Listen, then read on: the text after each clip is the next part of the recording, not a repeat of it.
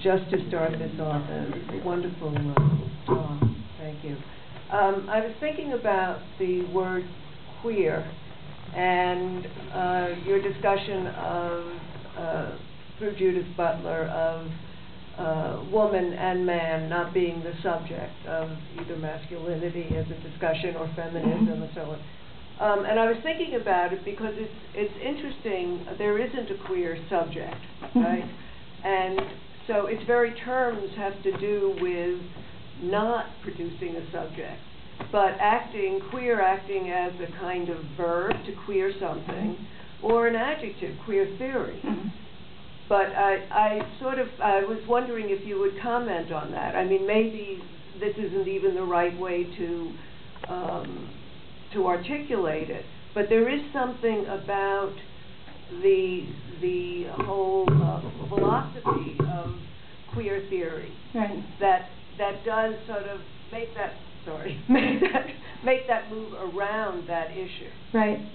No, it's a great question, and maybe other people will want to actually jump in. What's really interesting to me rereading, everybody was so excited. I remember being so excited when Gender Trouble came out.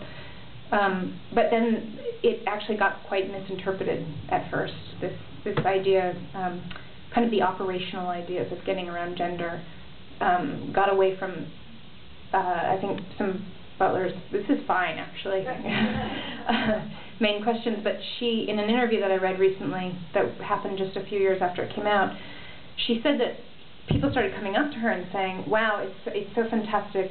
You've started really bringing to light, queer theory. And she said, what's that? She didn't even know, she didn't identify with that or think about herself as engaging in that. She, of course, I think very much does consider herself, one of the kind of initiators of that theory, but she was thinking about it in terms of writing for feminists.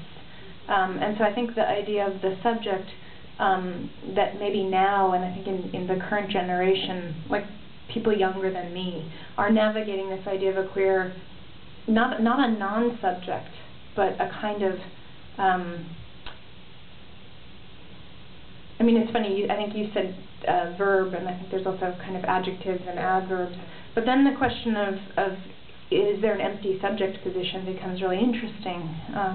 Are we avoiding the idea of a subject altogether? And I think she would probably say no. But in the same way that you don't want to essentialize a subject position like woman or man, the idea of the queer subject sort of allows a problematization of that. I do think that, I'd be curious if anyone wanted to jump in, some of the current kind of debates, which are, I think, explicitly tapping into this, people like LTTR and others, I think are negotiating that tension. But I would wonder about the idea of wholly kind of avoiding the idea of a subject, which is not what I think she's trying to do. Does anyone want to, because I actually think it's a great, any queer subjects? No. What do you think, Lynn, about that? Because it actually, I think, structured the dialogue very interestingly, but didn't get resolved by Susan. I don't know. I'm in conversations with different people who identify with queerness, and I'm as a writer, I'm always thinking about, well, what is the language that's being used? So I think in a way it's a very, talk about ambivalent. Right. It's a really interesting position, and in a way maybe the transgender movement is moving into that place where there's an empty subject, because there are new subjects being created, right, within who are sort of kind of shifting identities within themselves, right, and who would represent, let's say, a queer position, right, in the world.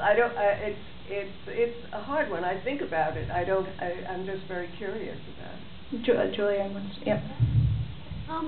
Might sound rather odd, but I would put the same question about the word feminist. Because it seems to me such an old word by now. And our generation, or even a generation younger than us, must have another word.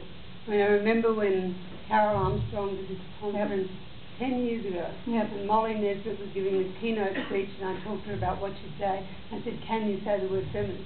And that was a decade ago. Right. It's sort of beautiful and fascinating to me that you're articulating this case, and it needs to be articulated, but I just wonder whether another generation from 1974 and from Linda Knopfler and everything wouldn't have another word for it. Right. This question comes up a lot, actually. I think it's interesting. I would not want to think of the word feminist in the same way that I would want to think about the word woman or man, or this kind of idea of a subject position. I think of feminism as an operation that has a history, right? So, but it is, I mean, you're absolutely putting your finger on something that I hear from younger female students all the time, which is that they sort of say, like, I appreciate what, people did, but it's not so, I don't identify with, or these aren't the kind of operations I'm interested in. Right. Feminism I want to hold on to, okay, as a term. Marxism is getting troubled, right? The term Marxism. Well, but feminism has never not been troubled either. These are terms, right, that have always been under contestation. And I actually think the queer question is interesting, too, because there seems to be this idea of queer as an adjective or queering as a verb as kind of, democratizing and positive, and we've all seen, I think, that there's a lot of debate about, even though it seems to account for all kinds of activities and operations and thoughts, that there's a real, actually, debates going on about who are part of it, who's actually legitimately part of that conversation, who's not, which is also really fascinating. I think the transgender conversation brings this really acutely to the fore, sort of who's queer enough.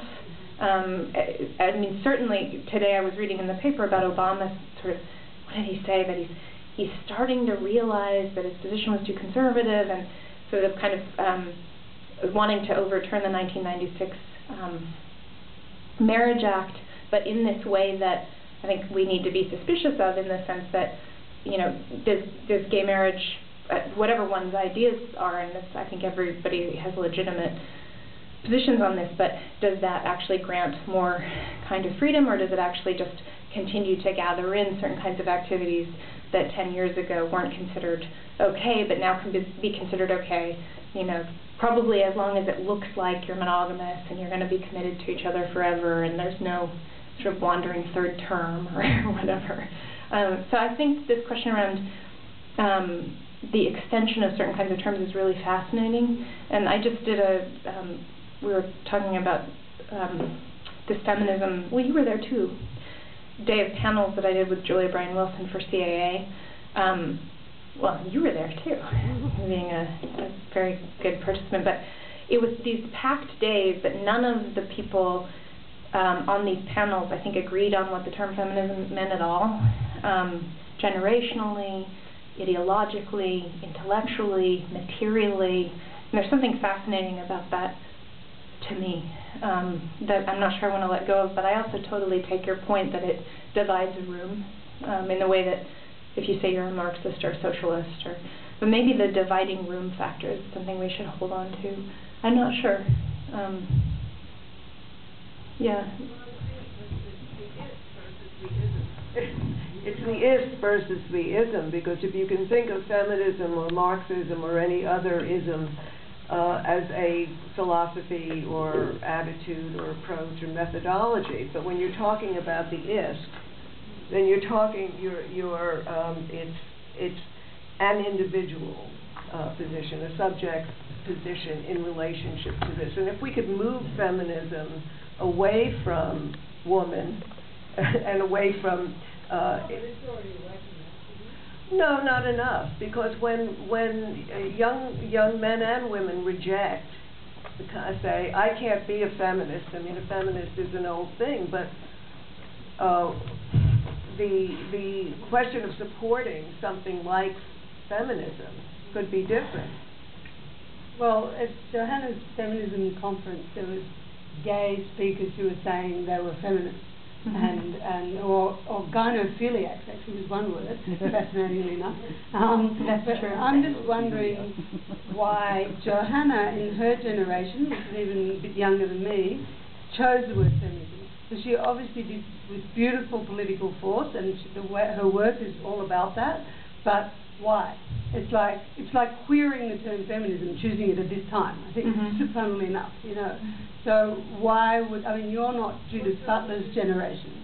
Right. You're not. So what does it mean for you now, when Molly Nesbitt and Carol Armstrong are doubting it? What does it mean for you to use the term feminism? It's the way you spin it's sort of interesting. I do feel like there's something potentially maybe very powerful about what looks like a conservative gesture in terms of something like, I mean, I don't think of...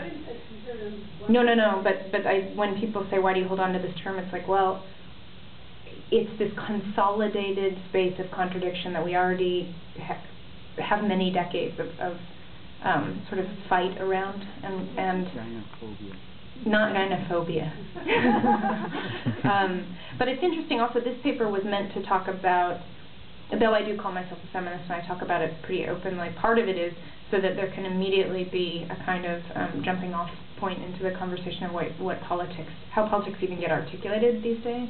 I mean, part of what's interesting to me about presenting a paper like this, where I allow myself, which I usually don't, into the realm of popular culture, is to talk about these ideas that then get, you know, sort of picked up in the way that a Tom Crow would say in the 19th century. Any avant-garde or kind of outside activity, subcultural activity, gets sucked into the mainstream, but we shouldn't see it as a bad thing. We should see it as both a kind of expanding of the purview of popular culture, and therefore certain kinds of norms get loosened up. On the other hand, it also renders all of those things kind of neutral in terms of any political import, right? Feminism still really pisses people off or makes them alienated or whatever it is, or they identify with it.